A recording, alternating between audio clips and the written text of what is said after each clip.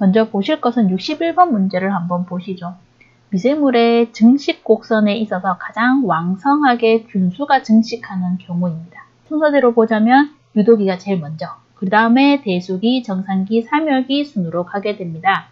이 중에서 균수가 가장 왕성하게 증식되는 시기는 대수기라고 보시면 되죠. 유도기의 경우는요, 다르게 이야기를 하면 적응기라고도 이야기를 하는데요. 세포수 증가는 거의 없는 단계가 유도기고요. 그리고 세포수가 왕성하게 증식하는 시기는 대수기가 됩니다. 그리고 정상기의 경우에는 생균수가 일정하게 유지가 되고요. 최대 세포수가 나타나는 단계가 됩니다. 그리고 사멸기에 넘어가게 되면요, 생균수는 감소를 하고 사균수가 급격하게 증가하는 시기가 되죠. 다음은 63번 문제로 가시면요, 원핵세포에 대한 설명으로 틀린 것을 묻고 있는 문제입니다. 여기서 틀린 것은 1번인데 모든 세균은 진핵생물이고 아니죠. 세균의 경우에는 원핵세포에 속하게 되고요. 원핵세포에 속하는 것으로는 세균이 있고요. 그리고 또 하나가 방성균이 있고요. 그리고 조류 중에서는 남조류가 원핵세포에 들어가게 됩니다.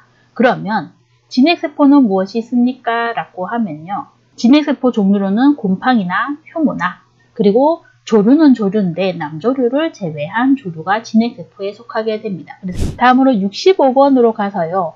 실 모양의 균사가 분지해서 방사상으로 성장하는 특징이 있는 미생물인데 다양한 항생물질을 생산하는 균이다 라고 묻고 있습니다. 항생물질이라고 하면 여러분들은 방성균을 떠올리시면 되고요. 그리고 방성균을 떠올렸을 때 여러분이 또 하나 더 기억을 해두셔야 되는 게 흙냄새의 원인이 된다. 다음으로 70번 문제 가서요. 산막효모 특징으로 묻고 있는데요. 산막효모의 종류로는 캔디다나 아니면 한세눌라속이나 피치아속이나 아니면 데바리오마이시스 속 같은 것들이 있죠. 그리고 산막효모라고 하는 것은 액의 표면에서 발육하는 것이거든요. 그래서 액의 내부에서 발육하는 거 아니고 표면에서 발육한다. 다음으로 73번으로 가서요. 효모 증식에 관련된 문제입니다. 효모에서 대표적인 증식 방법인데 세포에 생긴 작은 돌기가 커지면서 새로운 자세포가 생성되는 방법. 효모의 영양 증식 방법으로는 출하분열법 같은 것들이 있는데 이 중에서 대표적인 증식 방법은 출하법입니다. 그리고 여러분들이 분열법이라고 했을 때는 분열법은 하나만 기억을 하시면 되는데 보통 시험에는 하나가 나오거든요. 그게 뭐냐 하면 스키조사카로마이세스 속이죠. 다음으로 78번 문제로 가서요. 단순한 계산 문제입니다. 현미경에 배율이 10배인 대안렌즈와 배율이 45배인 대물 렌즈를 썼을 때 전체적인 배율을 계산을 해보세요 라고 하는 것이고요. 전체적인 배율은 대안렌즈 배율 곱하기 대물렌즈 배율로 계산을 하게 됩니다. 그래서 각각 곱해 주시면 10 곱하기 45 해주시면 450배가 되겠습니다. 다음으로 79번 한번 봐볼까요? 아플라톡신이라고 했을 때 여러분들이 짝짓기 한번 잘 해두시면 되는데요. 아플라톡신을 생산하는 곰팡이는 아스퍼길러스 플라보스라고 해서 여러분들 이름을 다 기억을 해두시면 좋고요. 여기서는 속을 물었으니까 아스퍼길러스 속이라고 여러분들이 보시면 되는 거죠. 아플라톡신 같은 경우는 발암물질인데 그 중에서 간암과 관련된 발암물질입니다. 63번 문제를 한번 보시죠. 고기류를 이용해서 발효시켜서 제조한 식품을 찾아보세요 라고 하는 것이고요. 여기서는 살라미가 되겠습니다. 여러분들 템페라고 하는 것은 콩을 발효시킨 것인데 인도네시아의 음식이고요. 그 다음에 요구르트는 유발효 제품이고 사워크라우트 같은 경우는 양배추를 젖산 발효한 것을 이야기를 하고요. 그리고 살라미 같은 경우는 영어로는 이렇게 쓰거든요. 살라미라고 하는 것은 말린 햄의 일종입니다. 소세지인데요. 소금에 절여서 공기 중에 말려서 발효시킨 식품을 이야기합니다. 다음은 66번 가서요. 파지에 대한 설명으로 틀린 것을 묻고 있습니다. 파지, 다르게 얘기하면 박테리오 파지 이렇게 이야기를 합니다. 이 파지 같은 경우는 세균에 기생하는 바이러스인데 다른 세균이 살아있는 세균에만 기생하는 바이러스입니다. 그래서 일반적으로 세균보다는 사이즈가 작다고 알려져 있죠. 다음으로 69번을 보시면요. 잔항균류가 아닌 곰팡이를 묻고 있는데요. 여러분들이 미생물을 공부를 하시면서 이런 문제를 만나게 되면 이 분류를 여러분들이 잠깐 생각을 해보시면 풀 수 있는 문제입니다. 미생물을 분류를 하면 제일 먼저 원핵과 진핵으로 크게 분류를 하고요.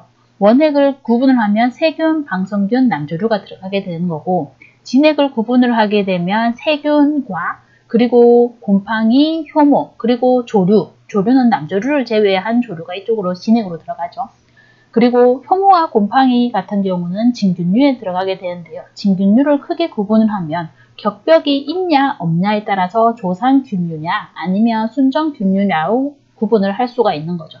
그리고 조상균류를 구분을 하면 뭐 여러 가지가 있겠지만 대표적으로 접합균류가 들어가 있는 거고, 그리고 순정균류를 구분을 하면 잔황균류가 들어가게 되는데, 접합균류에 들어가 있는 것이 무코르, 리조포스, 아버시디아솔이 들어가는 것이고요.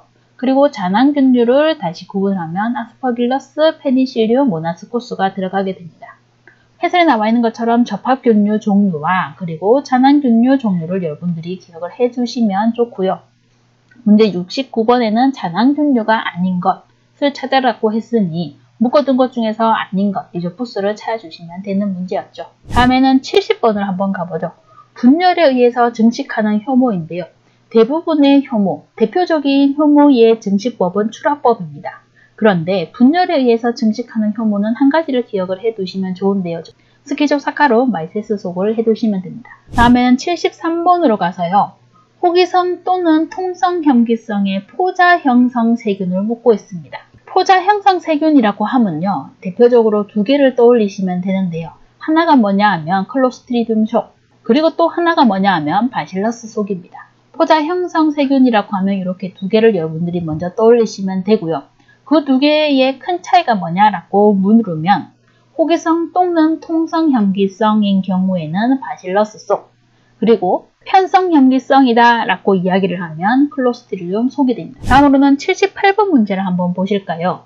포도당이 에너지원으로 완전 산화, 호흡할 때 일어나는 화학식을 묻고 있고요.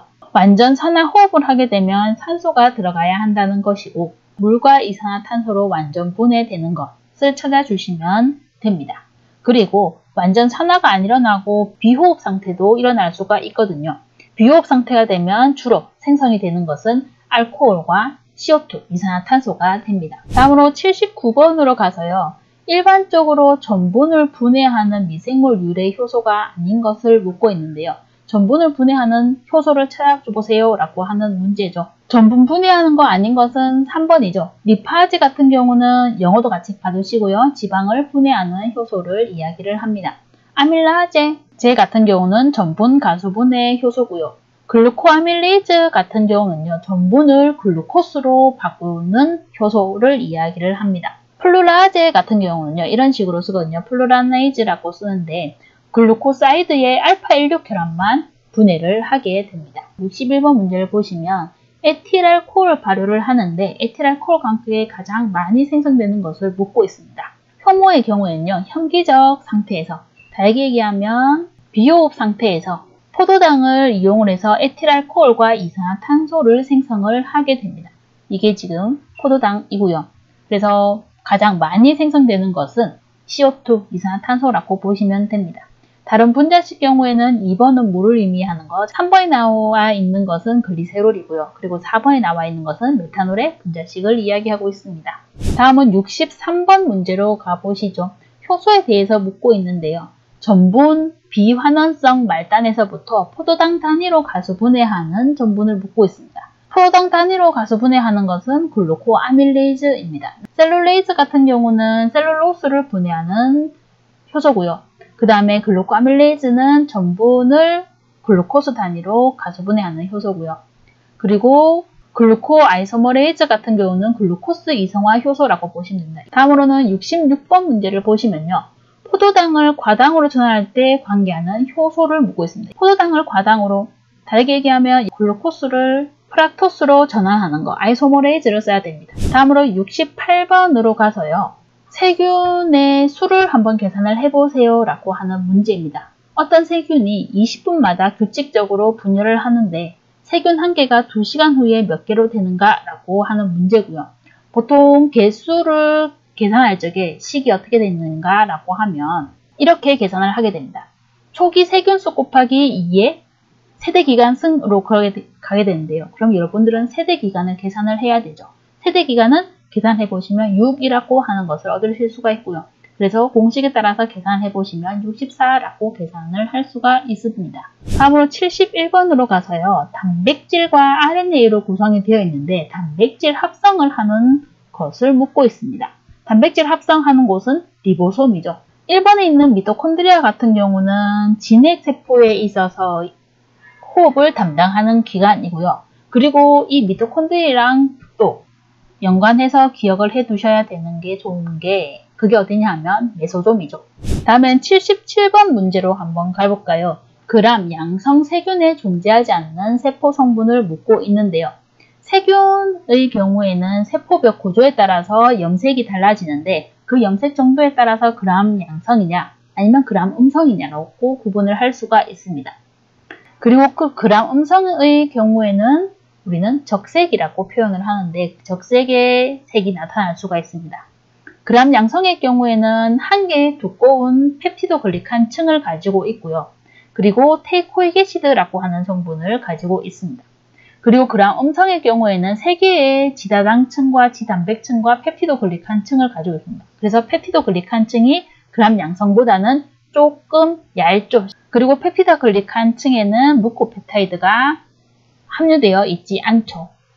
그람 양성 세균에 존재하지 않는 세포 성분으로 보면요. 리포폴리사카라이드, 지다당층이죠. 그리고 참고로 4번에 나와 있는 포스포리피드 층 같은 경우는 인지질이라고 보시면 되죠. 그리고 참고로 그람 염색에 사용하는 여러분들이 염색 약의 순서도 한번 봐두시면 좋은데요. 그람 염색 순서는 위에서부터 아래로 가게 되는데요. 제일 먼저 쓰는 게 크리스탈 바이올렛이라고 하는 염색제를 사용을 하게 됩니다. 그러면 세포가 염색이 되죠. 그리고 루골 용액으로 매염, 정착을 잘 시키게 됩니다. 그 다음에 아세톤이나 알코올을 이용해서 탈색을 하게 되죠.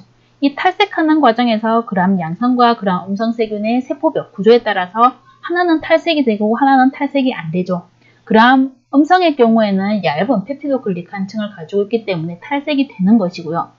그리고 그람 양성 같은 경우는 층이 두껍기 때문에 탈색이 상대적으로 덜 됩니다. 그리고 나서 대비 염색을 하기 위해서 사프라닌 용액을 사용을 하게 되면요. 탈색이 된 그람 음성의 경우에는 사프라닌 색인 적색이 붙게 되는 거죠. 그래서 이 순서까지 여러분들이 한번 봐두시면 도움이 될 것 같습니다.